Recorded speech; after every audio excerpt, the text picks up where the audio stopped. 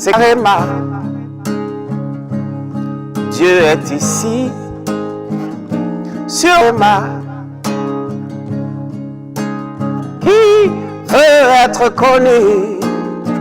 Bienvenue chers téléspectateurs à votre programme de méditation, le Rhéma de vie. Nous sommes mardi le 17 octobre 2023.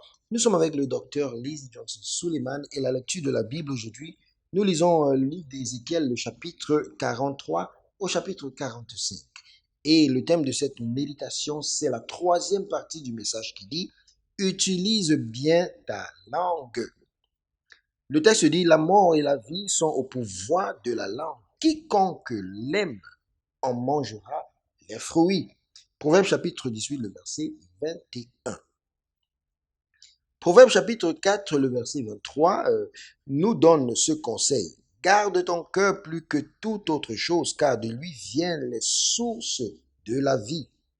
Et afin de garder ton cœur, tu dois veiller sur ce que tu entends et ce que tu vois. Quoi, tout cela forme des images dans ton cœur qui les traite et cela éventuellement devient des paroles.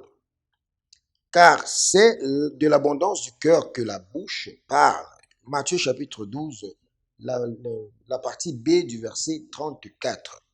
Ce qui doit guider ce que tu entends, vois, pense et dis est la parole de Dieu. Donc par conséquent, stocke la parole de Dieu dans ton cœur. Lorsque tu stockes la parole de Dieu dans ton cœur et médites sur cela, elle gouverne tout ce qui te concerne, tes pensées, tes paroles et tes actions, et sert de bouclier contre tout mal qui essaye de s'infiltrer dans ton cœur.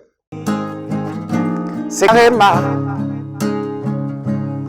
Dieu est ici, sur ma. Voilà pourquoi le psalmiste déclare dans Psaume chapitre 119, le verset 11, « Je serre ta parole dans mon cœur, afin de ne pas pécher contre toi. » Et en d'autres termes, lorsque tu gardes la parole de Dieu dans ton cœur, elle régule toutes les affaires te manipulant à commettre le péché. Elle régule toutes les affaires qui te manipulent à commettre le péché.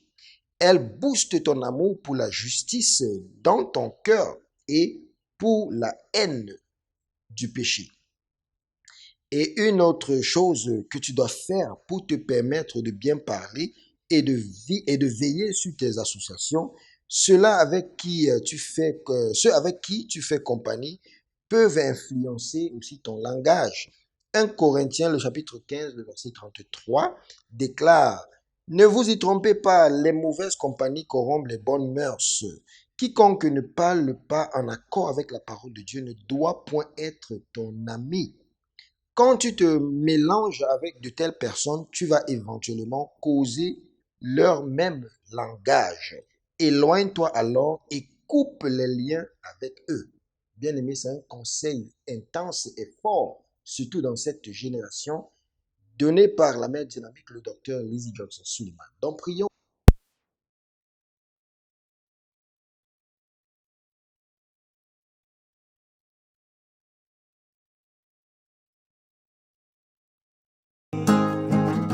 C'est carrément. Dieu est ici, sur ma qui veut être connu.